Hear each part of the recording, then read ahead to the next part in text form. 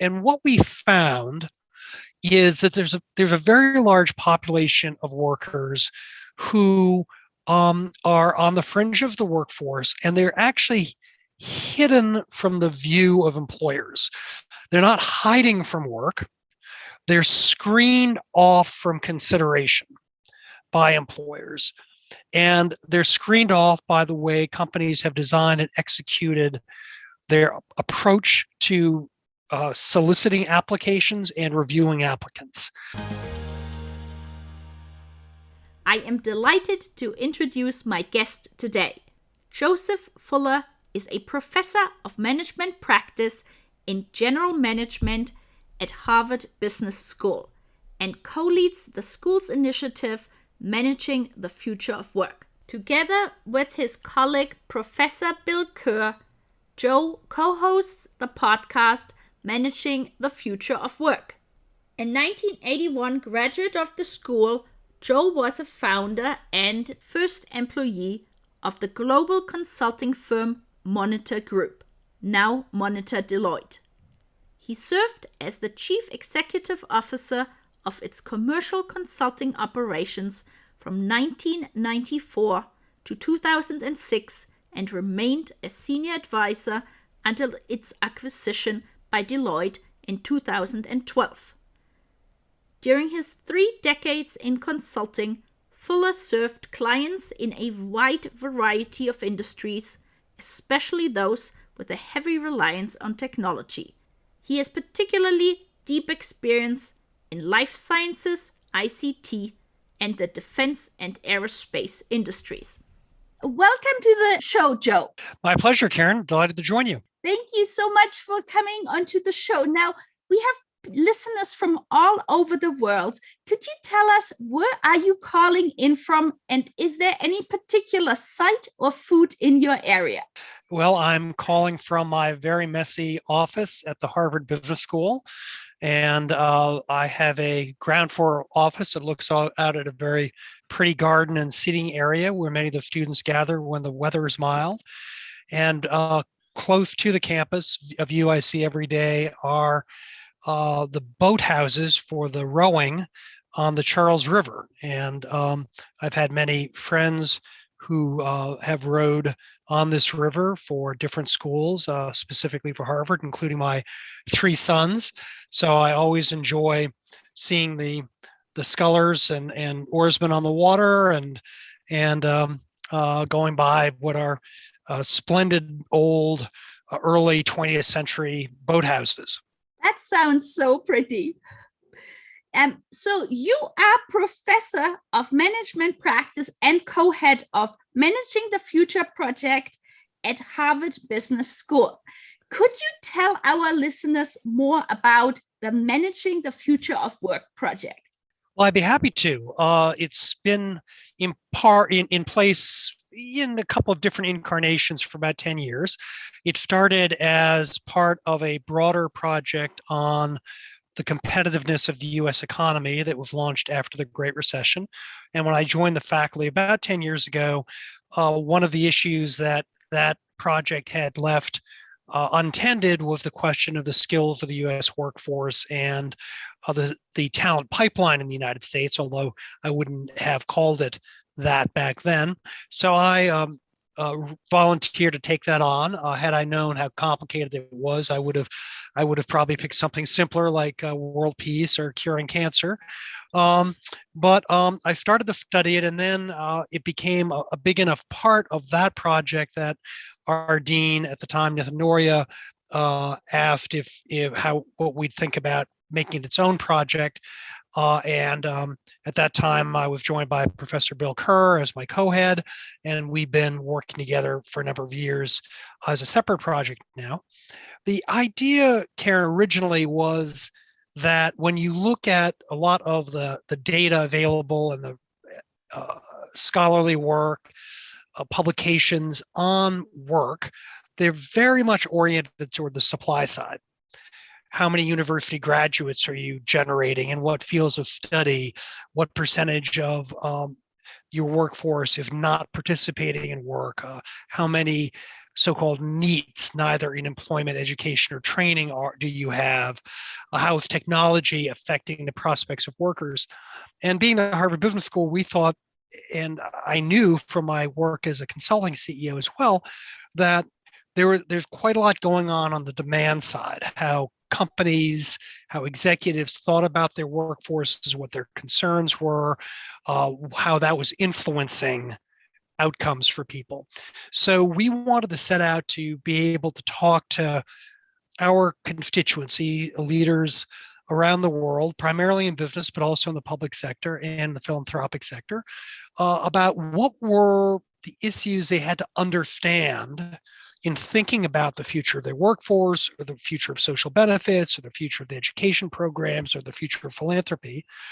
What were the broad considerations they had to take in mind, and how they would combine in different ways to influence future outcomes. And that's led us in lots of directions: skills, immigration and skilled immigration flows, technology, the care economy, and how caregiving obligations affects workforce participation, especially for women, the development of various marketplaces to allow companies to source talent directly and not rely on intermediaries.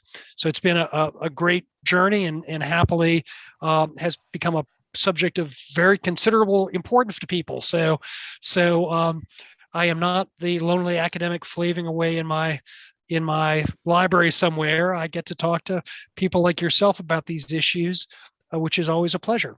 Am really appreciative that you have focused on so many so important topics. And in particular, as you have just mentioned, I am a very big proponent in raising more awareness about care work and the implications of it on the broader economy and business as a whole. And so I'd like to move on to my next question, because you have recently co-authored the report, Hidden Workers, Untapped Talent.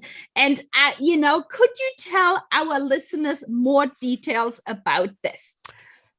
Well, Karen, I got interested a number of years ago, just before COVID started, in this question of who were the people that were either on the fringes of employment, for example, people in part-time work who were seeking full-time work, or more importantly, who were the people behind the decline we were seeing in workforce participation in the United States.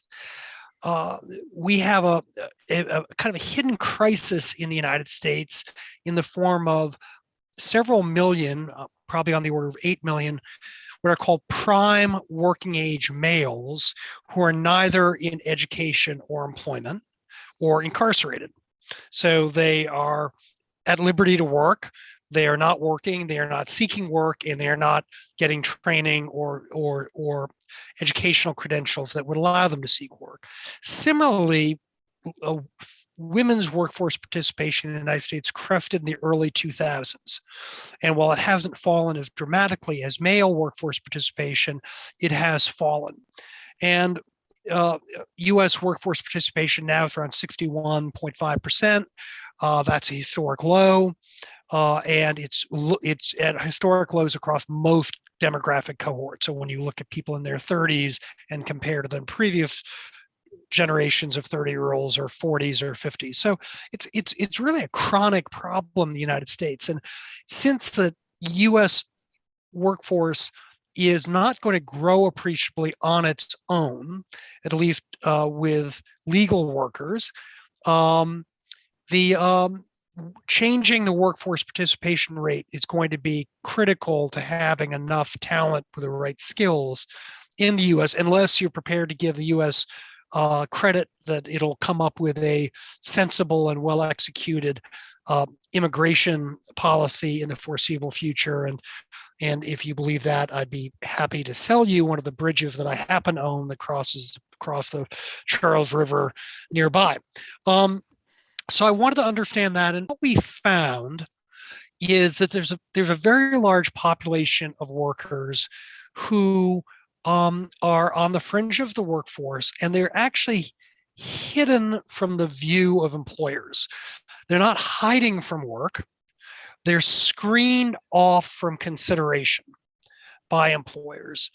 And they're screened off by the way companies have designed and executed their approach to soliciting applications and reviewing applicants.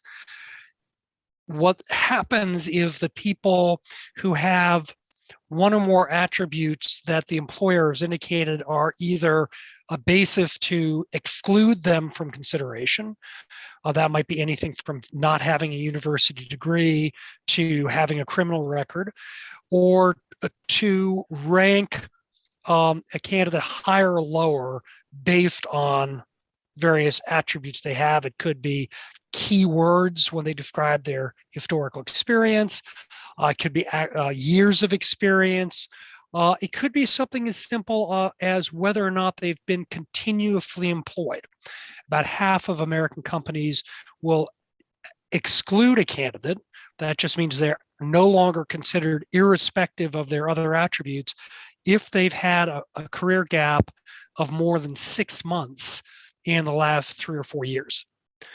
And so all of these conditions, these ranking and filtering mechanisms, have the habit of knocking people out of the consideration set.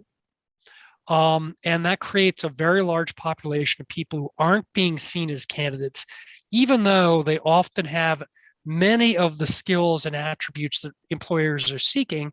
They have one or several attributes that the employer find to be unattractive, not something that they want to have in a candidate relative to other candidates. That's an important distinction, that employers aren't saying, I would rather not employ someone than employ someone without a university degree. They're just saying, if I have candidates with university degrees and those without, I think I'd prefer one with a university degree. If I have candidates with a criminal conviction and those without, I prefer someone without a criminal conviction. So this system has become very ossified and very rote. And it also becomes self-fulfilling, because once you're outside the workforce, first of all, that clock is running on the 6 months, but also you're not adding experiences, skills, those key words that the natural language processing and the AI system at the front end of the applicant tracking systems look for. Therefore, you look less and less attractive to the next employer that you apply to. It also has the corrosive effect of discouraging people from continuing to apply. If the average hidden worker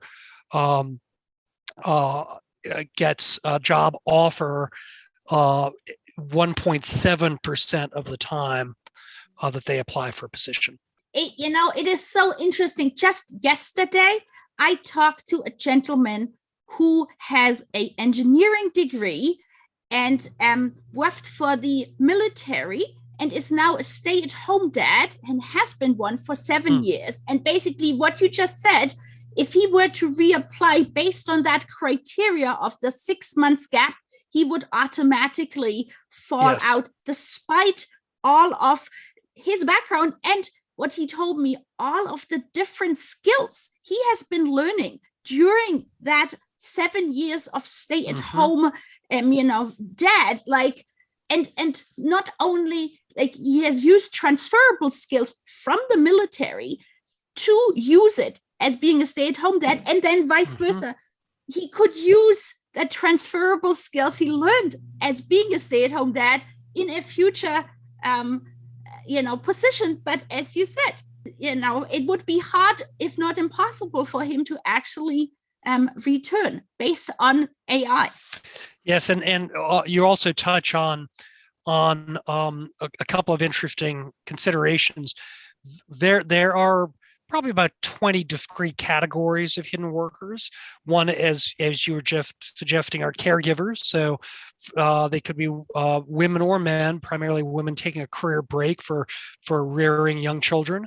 Could be someone in the so-called sandwich generation, who's got both seniors they're looking after, parents, in-laws, other relatives, other friends, or children, and that and children at the same time. So they're caught in the sandwich of seniors and young dependents. But people with backgrounds in the military, specifically veterans, are a large category of human workers. That's, you may ask, well, how could that be?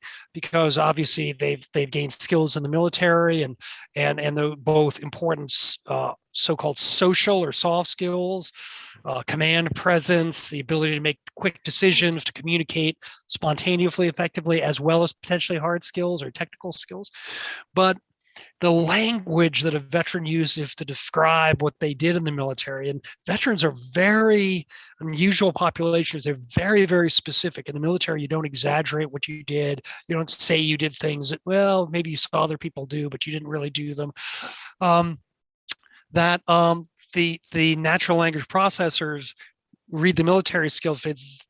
These are not the skills of an account that I'm looking for in an account manager. I'm looking for in a frontline supervisor, in a business, or in a food service establishment, because the syntax is different.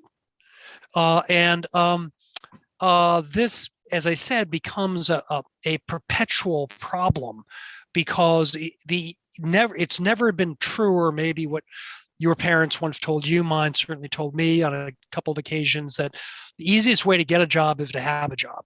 And that's never been truer, because with the velocity of change in work processes, not just technology, but technology important as well, if you're out of the workforce for any kind of extended period, let's say quarters in duration, if not years, the likelihood that now you are putting N-1 generation skills or N-2 generation skills, or what you're offering, goes up dramatically. Average software programmer jumps to a new platform every 2.4 years. So if you were highly competent in a programming language, or with a smart system, or even advanced tooling in 2019, there's probably a 50% chance that the employers move beyond that by 2021, by the year end 2021. Now, I was very amused in the pandemic that programming languages that I used to program in as a young man, like BASIC and Focal and Fortran, were in demand, because people needed to update old administrative systems and databases that were written in those. So I could have reverted to my first paying job, but happily I get to sit in the ivory tower now, and I don't have to spend my day tickling keys and trying to remember how to avoid programming a do loop. Yeah, I remember reading about this, and I thought that was amazing. Now, just to go back to your report. So I'm curious. So what are the recommendations of your report that have come out? Well, the first is, and I would say this is a constant, Karen, in my writing. Really, what we try to do is say to both policymakers and executives, here are some questions you ought to ask yourself, and here's the type of data you ought to get to decide whether and how you might respond. So the first question we're saying to employers is, how satisfied are you with the quality and quantity and the cadence with which talent presents itself to you? And frankly, how qualified are you with the people you end up hiring today using your current processes? And what you find very broadly across sectors, across regions of the country, is companies are increasingly unhappy with the quantity and quality of who's applying and the pace at which they apply. So it's taking longer to fill jobs. And when you ask them, they say, and a number of the people we hire really aren't fit for purpose when they show up. And either we end up not keeping them, or we have to remediate what they're lacking. So you've got this dual-headed monster of, I can't find the talent I need, and the way I'm finding talent now isn't really meeting my need. Well, I don't think you have to be a professor, say it from the Harvard Business School, say that doesn't sound like very good management. So maybe we ought to be rethinking how we go about this. And that's doubly important today because, as I mentioned earlier, the demographics of the US workforce are changing. They're not as unattractive as the major countries in Western Europe or certainly Korea or Japan or Russia, which are going to be having negative growth in their working age populations. And China will be by about 2035. China's already actively demobilizing workers as their retirement rate goes up, and are only being replaced by a cadre of workers who were from the one-child policy era. So I'm afraid the Communist Party of China didn't think ahead in terms of the systems effects of suddenly artificially constraining the growth of the workforce. What we've said to companies is you need to think about opening the aperture on how you recruit. But to open the aperture and find more candidates, you also have to revisit how you're evaluating applicants. Specifically, that what companies should consider doing is identifying one or more of these various groups of hidden workers and developing programs targeted at creating a talent management pipeline that brings people from that working population into your workforce, takes down the blinders, gets them front and center for consideration. A quick example would be eliminating university degree requirements for jobs where people can demonstrate they have the requisite skills that are actually important to success. I have some research coming out in January that will show that employers largely use university degrees as proxies that they infer a candidate with a college degree will have certain types of skills by transitivity. College degree, probably a good communicator. College degree, probably good self-efficacy, good energy level. College degree, able to learn things when challenged to learn them. I'm sure that's true of a lot of college graduates, but I don't think it's universally true. More importantly, I think it's not universally true that people without college degrees don't have those attributes. Similarly, caregivers.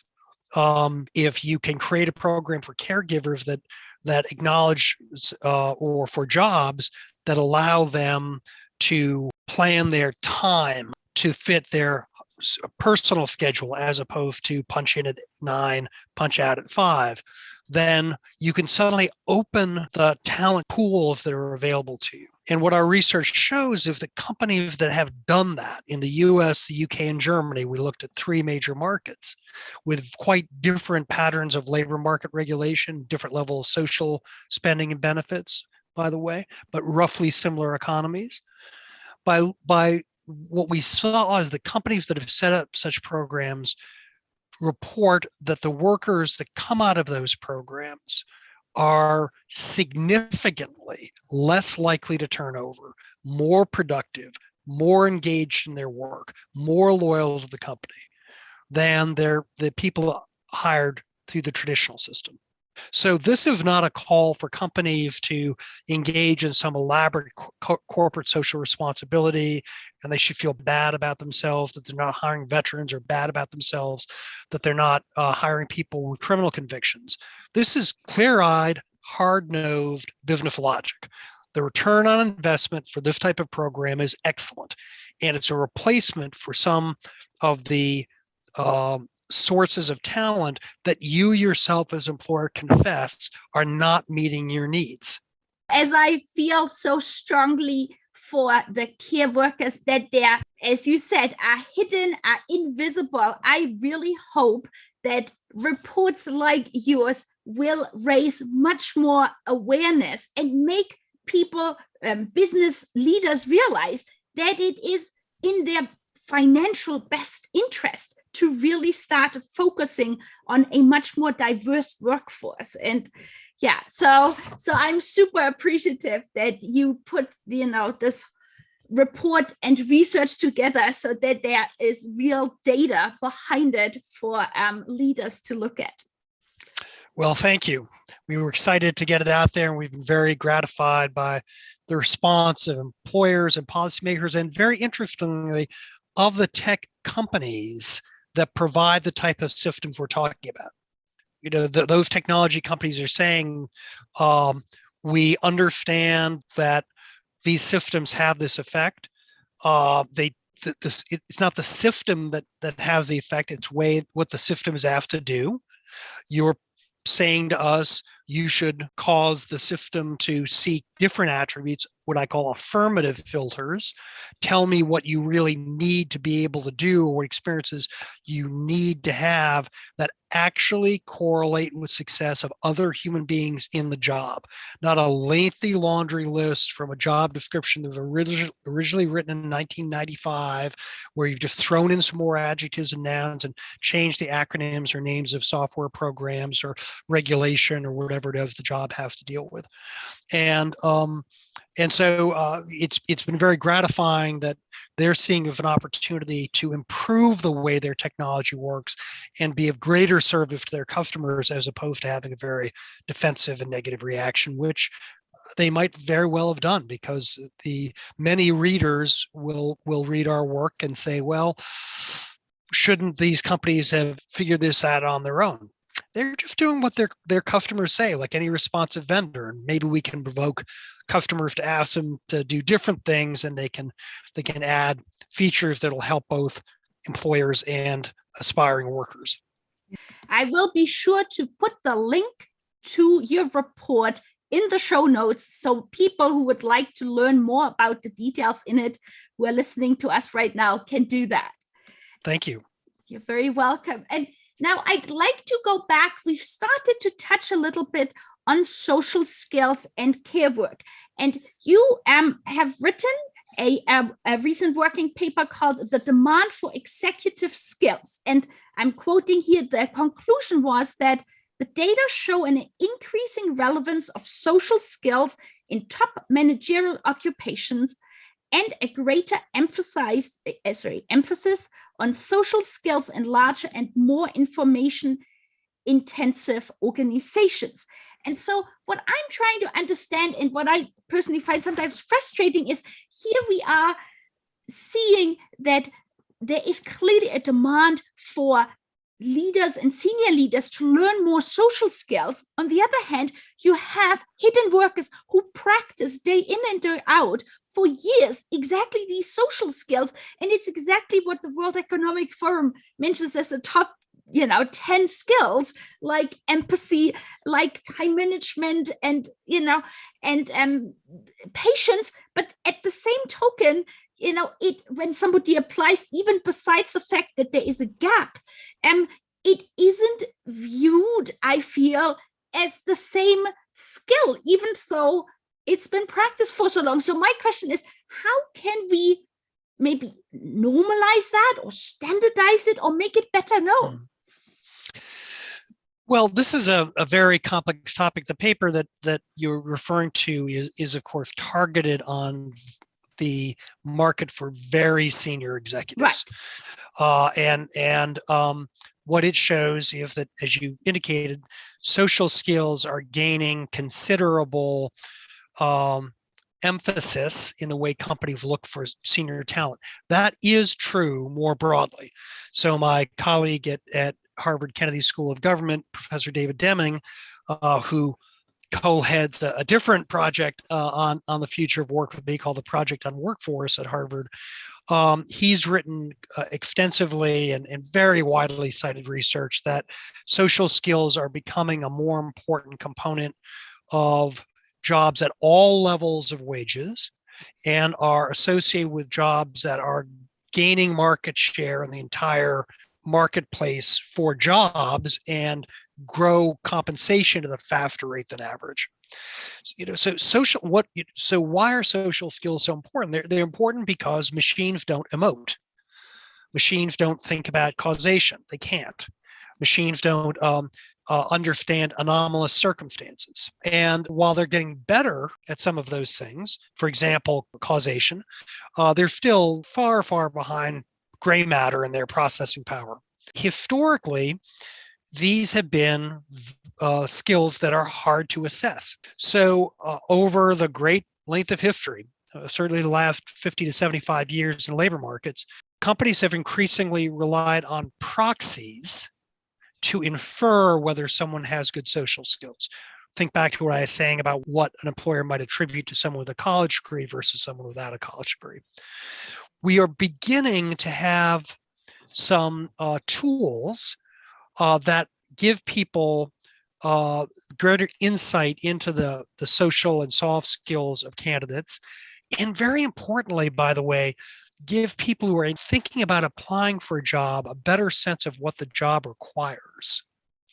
One of the things we see very regularly in the labor market, especially in lower wage jobs, is that often people get a credential to do a job, but when they actually get in the workplace, they don't like it. They don't enjoy it, or maybe even they're not very good at it.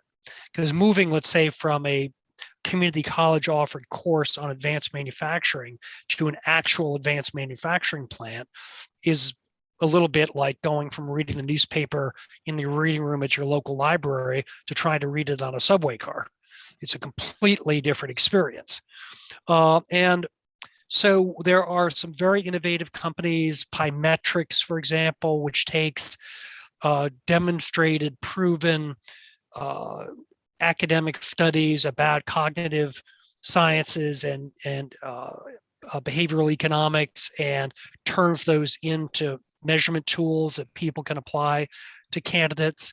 Skill Set from Israel, which puts workers through simulations of work situations, both so they can see how did I like that, if that's what the work is really like, and the employer can see how did they do after doing 4 of these simulations in a row. Did they get better? How do they compare to other people who have gone through the simulation? But the work will become more human over time because technology is excellent at doing routine work with defined specifications. And that's a big part of day-to-day work still in the United States.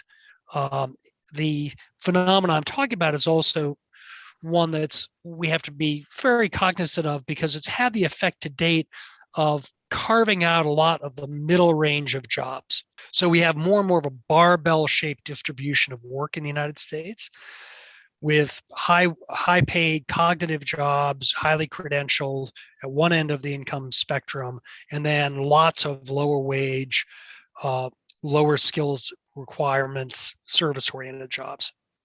And to reverse that, we have to be getting people more opportunities to get on career pathways that rely on their human skills as much as their technical skills. And we have to make sure that we're not excluding people from consideration for jobs, that therefore the absence of candidates leads companies to automate out of existence. You know, one of the things a lot of my friends and legislators don't really seem to understand is if a company has a need for a certain type of work to get done and it can't find qualified workers to do that work, that company doesn't throw up its hands and says, oh, I guess we'll give up our strategy. Oh, I guess we'll just wait till whenever these people are available. No, they make alternative arrangements. It could be doing the work in India. It could be automating the work away. It could be breaking the work down into 3 lower skill jobs, none of which have much future. So social skills are going to be more paramount. We have to learn a lot better how to assess them. And we have to learn a lot better how to create jobs that allow people to grow by putting those skills to work. Absolutely, yes. And so what I'm very curious about, talking about soft skills, they are across the world, I feel, there is an emphasis to put more female professionals or female students into STEM-related, jobs or profession as a whole. But I have not really seen the opposite to be true, especially as you're saying, the soft skills will become more and more apparent and important. I haven't seen, even like in high school, that, more male students are being taught or incentivized to maybe go into a career of, say, education or caring. And like I look at, say, Norway, where they have a much higher percentage of preschool teachers who are male. And so by children being in a preschool, they kind of see, just from going there day to day, that, say, caring and soft skills is basically anybody can have. It's a very interesting point out. Norway, Finland, Sweden, to qualify for consideration as a teacher, you often have to be in the top 1/3 of your university class. That's actually the rule in Finland and Sweden. They are well-paid, well-respected jobs relative to the way certainly K through 12 teachers are compensated and viewed socially in the United States. Soft skills and social skills are very difficult to nurture. Most of them are actually imparted in childhood and reflect everything from family circumstances to the neighborhood you grew up in, and the type of social interactions they beget. The fabulous, famous work of my colleague here at Harvard, Raj Chetty, has really demonstrated quite a lot of those things that someone that grows up in a neighborhood that doesn't have a lot of social assets and engagement as a child, and then later in childhood moved to a neighborhood that has much more of that kind of vibrant social environment, is safe, has got cultural institutions and whatnot, their outcomes will go up relative to kids that stayed in the original neighborhood. So there are an awful lot of factors here. One thing I will say, Karen, that women traditionally significantly outperform men on social skills evaluations, at least the traditional evaluation. And I suspect all your women in your audience are saying, I had to hear that from a Harvard professor. Everyone knows that. Some of the men might be a little stunned to hear that. But what I will say is that we don't, throughout the educational experience, having stipulated that what happens in the home and the community is very important for social skills development, we don't approach teaching in K through 12 with an added lens of how are we cultivating people's social skills. How we may not make them have brilliant set of social skills, but drawing out what they do have. If you're teaching geometry, you think about teaching theorems and postulates. If you're teaching English, you're thinking about teaching writing skills, interpretation of literature, diction, grammar. You don't sit there and say, I need to be also teaching spontaneous oral communication. I need to be teaching negotiation. I need to be teaching teamwork and role-playing in teams.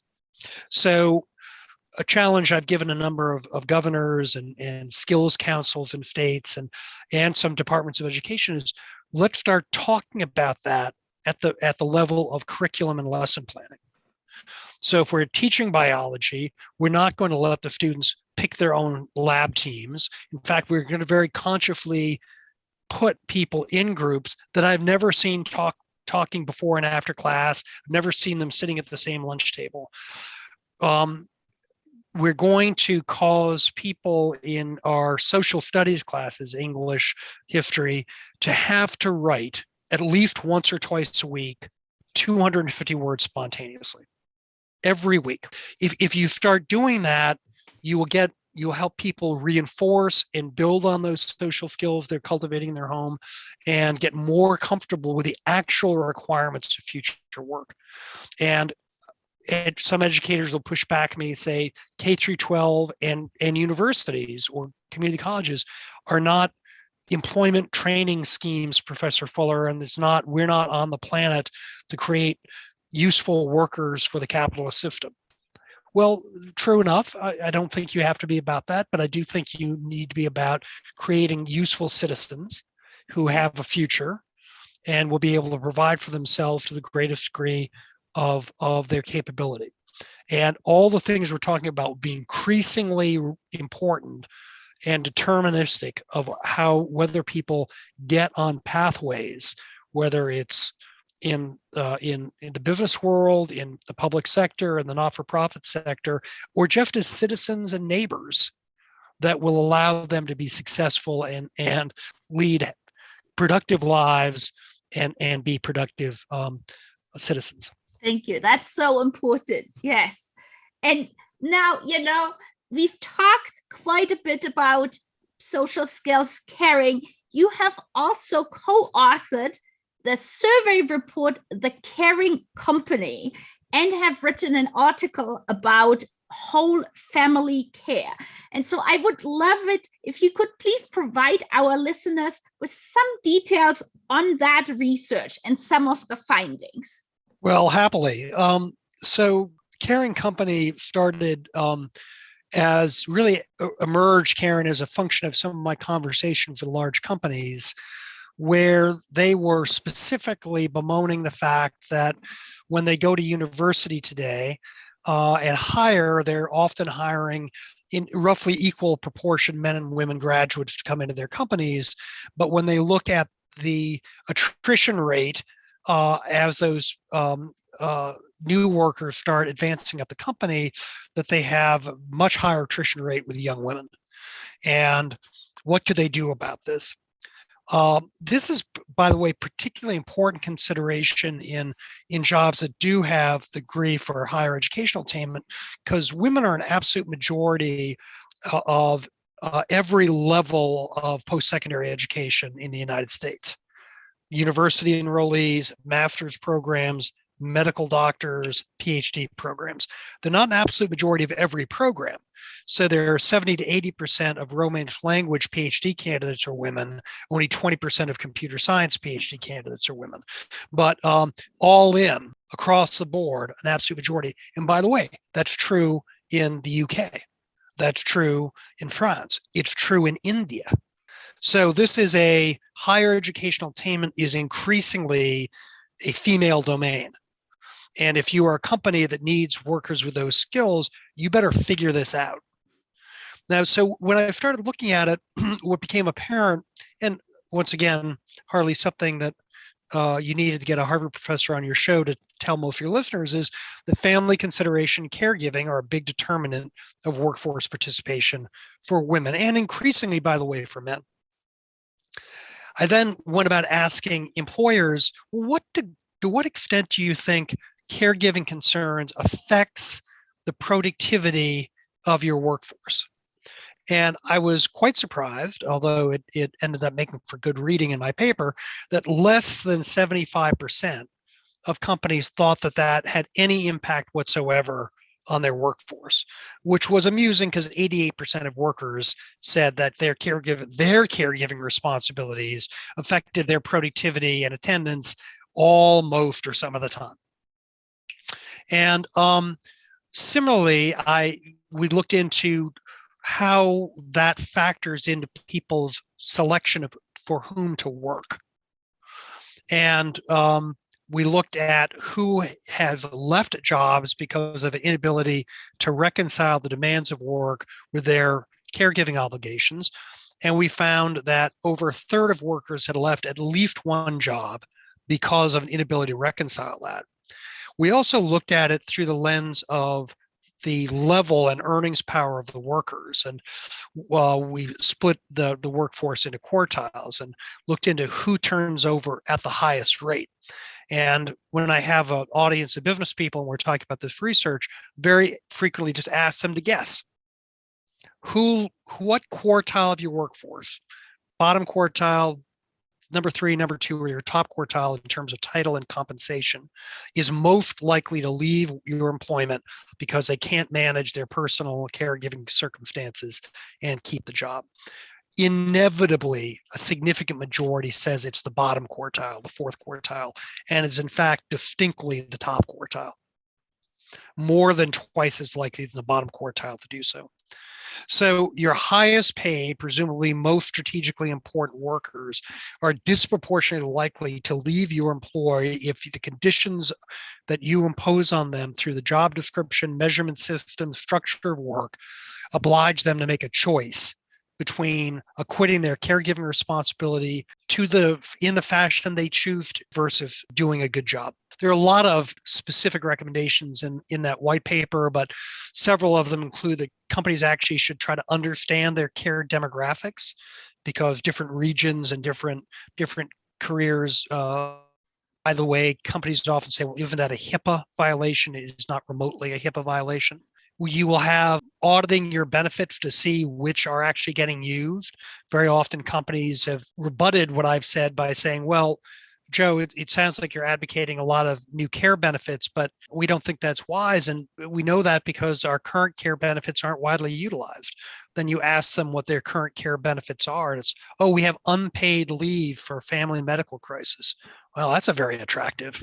We'll have a family food and rent crisis following the medical crisis with unpaid leave, or we allow people to donate their vacation days to help a coworker who has a caregiving issue, use their vacation days to take care of it. It's easy to make these things sound ridiculous, on a podcast, speaking in a slightly dismissive tone of voice, but that's a fairly ridiculous benefit. I'm sorry. If someone's got a crisis, give them the bloody vacation days they need to take care of it, and don't start taxing their coworkers, make your budget cleaner.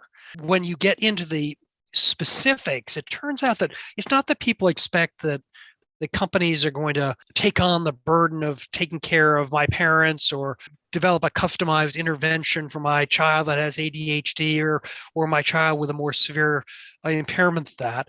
But accommodations, subsidized emergency care coverage, predictability on business travel and business and working hours, not having my business hours always be locked in place. So it's always 9 to 5, but the ability to work 8 to 6, because then I can get the kids off to school and my spouse or significant other will come and be there when they get back from school, be there to make sure that dinner is eaten, homework done, and baths taken. It's things like better information programs. There's a wonderful company that was started by one of our graduates here with the name Wealthy. It's I must admit I find it a little bit confusing name, because to me I start immediately thinking about asset management, Right. wealth management, retirement planning, but it actually is a service that the companies buy,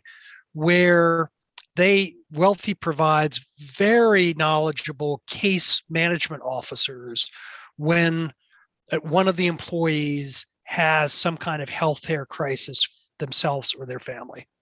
So if you work for a company that has Wealthy, and you get a call from your mother that your father has an Alzheimer's diagnosis, and you're working in New York and your parents live in Phoenix, you're going to be worried sick. You're going to think you have to get out to Phoenix as fast as possible. You know nothing about how their insurance works. You know nothing about the leading therapists in Phoenix for cognitive impairment. You know nothing about what type of planning should go into starting to equip the home to have someone with some cognitive impairment. Wealthy knows all that, and a Wealthy case officer steps in and isn't excluding you from the planning and execution, but doing all that groundwork, understanding what the insurance coverage is, understanding who the best clinicians are, understanding what can be gotten from a state or local or federal benefit versus from a private insurer versus what's uncovered, and what are the resources that are vetted and high quality. So that is not a terribly expensive service per capita, but you can imagine at critical inflection points in someone's life, that might be something that not only allows you to stay employed, causes you to be immensely loyal to that employer that had that type of quality of service available. So a little innovation here, really understanding what that histogram is of care needs and how a company can reasonably participate, and just being cognizant that if you've got a junior high school student who's got behavioral issues and you sit at your desk every day scared to death that the guidance counselor or the principal of school is going to call you, you're just not going to be that productive. And if an employer could do something to ease that burden a little bit, or at least acknowledge it. One of the things we say in the report, Karen, I'm almost reading it to you now, so I'll wrap up with this, is simply having senior executives in the company discuss their caregiving experiences and what challenge they face. If you sit and say, I had cancer, or both my parents had Alzheimer's, or I had a family member who had a substance abuse issue. Making it discussable, making it something that people can feel they can unburden themselves on, just simple things like that can make a huge difference. I can completely agree what you said. The amount of research it would take if you're out of state and trying to help an elderly relative, from my own experience, it takes enormous amounts of hours and time. So that sounds like a perfect example of how that could make somebody more loyal to the company. And then also what you said, it's like role models. And I feel that, to me, is like the higher in the leadership within an organization. And I feel also, to be honest, if it is a male leader that talks about it, I think that's even more important to kind of really make other, maybe more junior leaders feel comfortable to speak out about it. I just want to reinforce that for a second. If Yes. you think about the story, companies travel and function, all institutions, on stories about themselves. And the stories we tell, particularly in business, are stories of how everyone stayed up all night and we put the great proposal together, or the CEO, sent me to fly to Tokyo at a minute's notice. I had to buy a clean shirt at the airport, and then we troubleshot the problem with our product, and we all ran through walls, or all these metaphors and images we use. It's not the company elected not to pursue something because the CEO was worried about the workload on the staff.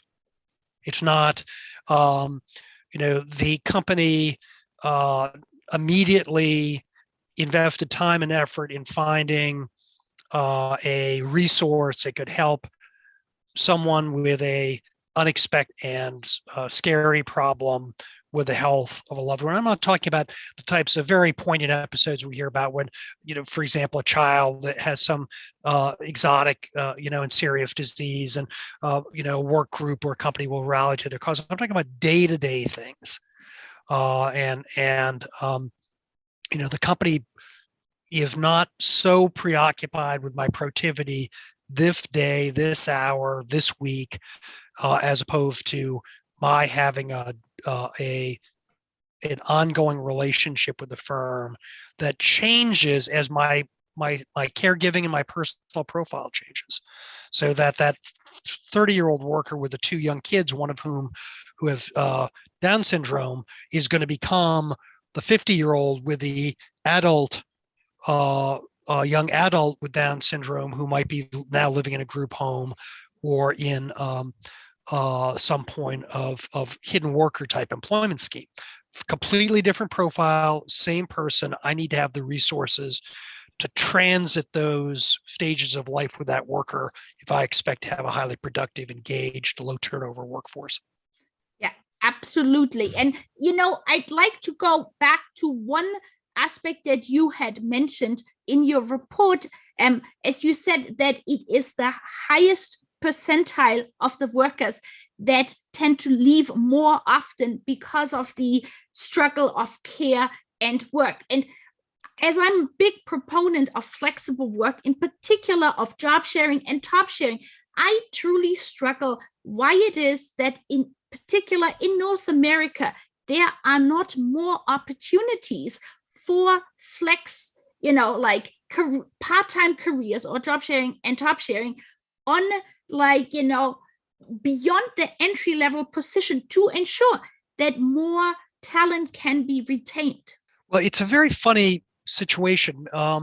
because in any kind of process in the last 50 years, companies have learned that they want to lower the scrap rate, the waste rate.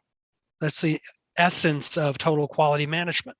And a scrap with personnel is I hired someone who wasn't productive or didn't like the job, or I hired someone who left quickly, or I've got someone who's so distracted that but because they're having such a hard time reconciling what I'm asking to do with what they feel they need to do in their personal lives, that poor person is doing neither thing well.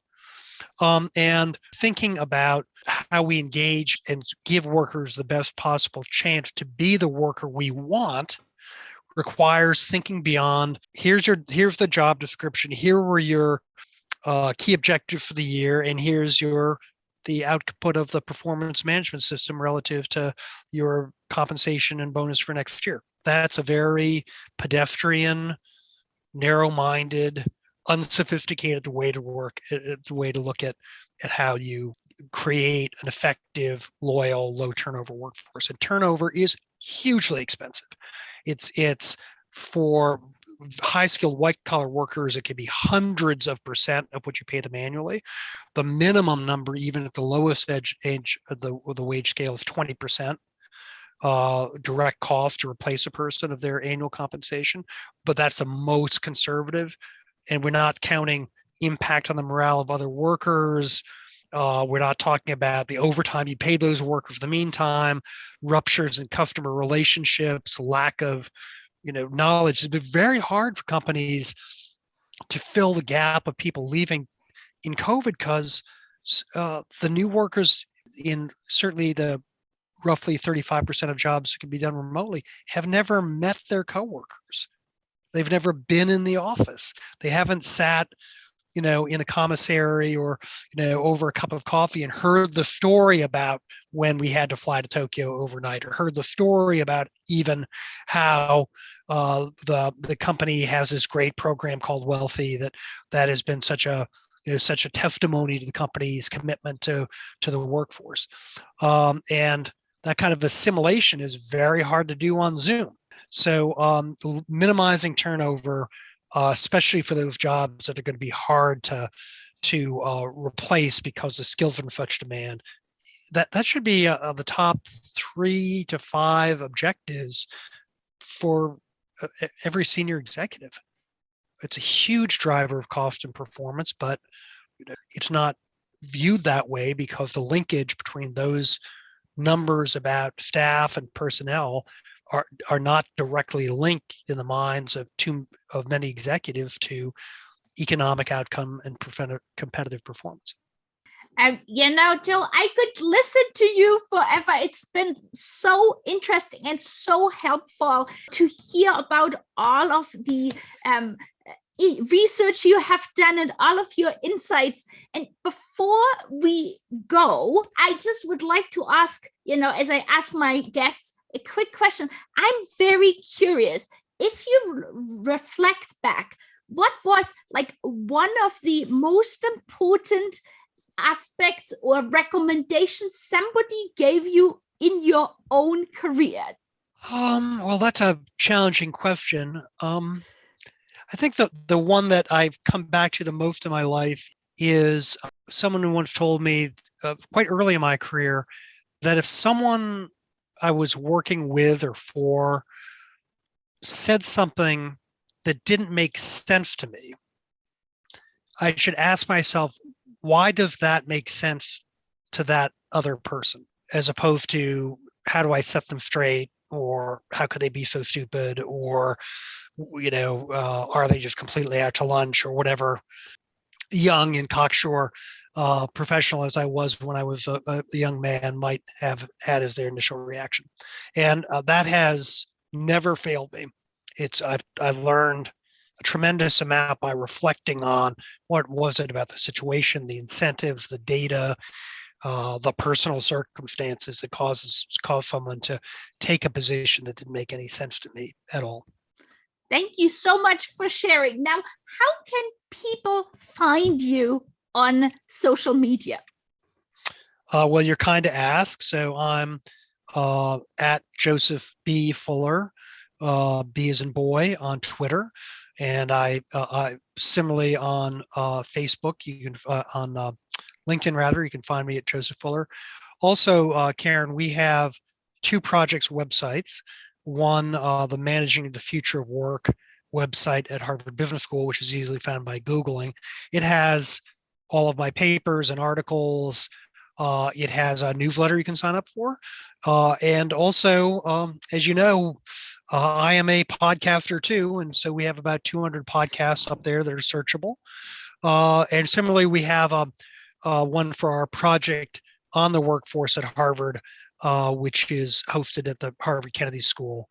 So either of those can be searched and found, and you can keep up with what we're all about if you're so interested. Thank you so much. And I will be sure to put all your information into the show notes as well. And now I just wanted to make sure, is there anything that we haven't covered today that you would like to share with our audience? Well, I think that the last thing I just might say is that a lot of people are in a big hurry to both define and get on with the new normal. I get that question very frequently from executives. When are we going to get to the new normal? And I say, I don't know. I think you ought to be thinking about a series of next normals. And people ought to be much less determined to decide what the future is going to look like. Companies shouldn't be announcing permanent policy changes. They should be experimenting. They should be labeling things as experiments. They should be telling their workforce they don't know either, as opposed to, and they should be, and the same goes for legislators. You have a lot of different activity in different states, for example, to do things like constraining gig work, because to a legislator, gig work sounds like Uber or Lyft or DoorDash, and they've decided they don't like that. Well, if you look at polling data from people who work those services, they're very often income supplementary jobs. About 70% of people who do them like them. And also there's an explosion in gig work for the type of digital and scientific and computer software talent that's very hard to source, which lots of companies that are not going to be able to hire world-class machine learning specialists or data scientists full-time rely on. And you could inadvertently do great damage to the way the labor market's evolving if you start solving some problem that you defined without understanding the system's effects. So I'd say everyone needs to take a deep breath, understand that life's going to be uncertain for a while, and be very, very cautious about taking rigid or overly deterministic moves before they know what the future is going to look like. Thank you so much, Joe. And thank you so much for being a guest on the show. I so appreciate it. My pleasure. Excited to be with you, Karen. Thank you. Thank you so much for listening to the show. We hope you gained valuable insights and new ideas. To keep listening to future episodes, please head over to iTunes or your favorite player and subscribe and give it a rating. We would very much appreciate a review and for you to share it on social media, so more people can start innovating in how they offer employment. Until the next time, goodbye.